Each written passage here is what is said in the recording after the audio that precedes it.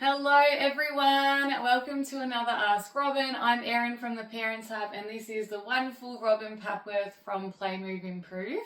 We're here to answer your toddler questions. We're going to get straight into it. All right, let's do it.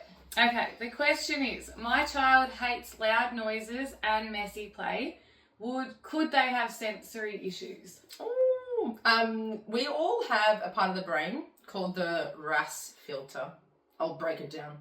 It's a filter in the bottom of our brain, and it takes all the sensory information from our body and the environment around us, and it filters it up into the brain. Okay. We all have this filter. Some of us, mine for example, feels like takes in every sensation. So it sort of floods my brain with sensory information. So even you can't see all of the detail in this room, but I look at shadows. My brain likes to look at all the lights. It gets really easily distracted by the environment. It's already looked at the trees outside. And so my brain's taking a little bit too much sensory information in. Yes, some of us can have that challenge. Some of us are born that way. Yeah. Some of us it might come, so mine's from my ADHD from trauma. That's really common. But trauma can be really multifaceted. Storms, we have lots of storms in Erin and my community. So storms can make a child a bit more aware of their sensory experiences around them. Prematurity, change of house. You know, it doesn't always happen, but sometimes trauma can impact our sensory filter. Yeah. What we also look at is different types of personalities. Some people really look at small details, really connected to their body and feel things more sensitively. Some are a bit more robust.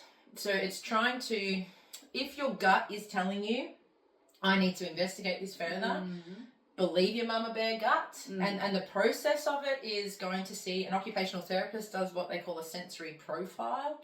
You can get more information from an OT, and they're usually, they're funded through Medicare and through the beautiful NDIS program. Yeah. You don't have to have a diagnosis. You can just ask an OT for a sensory profile. Yeah. One thing I really want to make sure of, though, when we're looking at sensations of this current generation, are they actually getting out and experiencing sensation?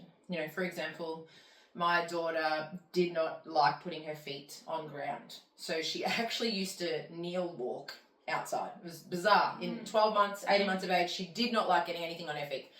And this was from something so simple. When she was born, she had sugar, glucose level challenges, so they kept heel pricking her as a baby to test her glucose levels. Knowing that, I kept stimulating the bottom of her feet in a fun way. So when we'd have a bath, I'd tickle her feet. When we'd play, I'd tickle her feet. Little pivotal moments in a baby's life can have these ripple effect impacts. Does that mean she has sensory processing disorder? No. It just means that there's a little moment of her life where we have to add a bit more sensory experience in. Yeah. Another example would be I don't like having my hair touched much because I grew up in a situation where my parents went on to my health needs, so I got lice as a kid a lot. So I relate going to the hairdresser as that feeling of someone pulling lice out of my hair, and I'm nearly 40, and that still sits inside my body. Yeah. So sometimes there's these little pockets where maybe they got really messy hands and they really found it stressful to clean them, or have they not touched things enough? Have we not rolled dough and cooked with our family, been outside in the mud and searched for bugs? Have we not played enough with our hands? A lot of our resources, and while I love wooden toys, they've got no texture to them. Yeah. Where, you know, when we were growing up, we'd have all sorts. We'd go into the kitchen cupboard and we'd find brushes and different ladles, and we'd play with our parents' scarves and different fabrics. Children are living a very wooden, plastic life, which is different to feeling things in our hands. So I feel like before we diagnose and label, have a little bit of a thought of where could this be coming from, or are we just not getting enough of that experience? You will have to remind me. One was hands, and there was another sensation on your question. Loud noises. Yes. So loud noises, I would love for you to check what your house is like.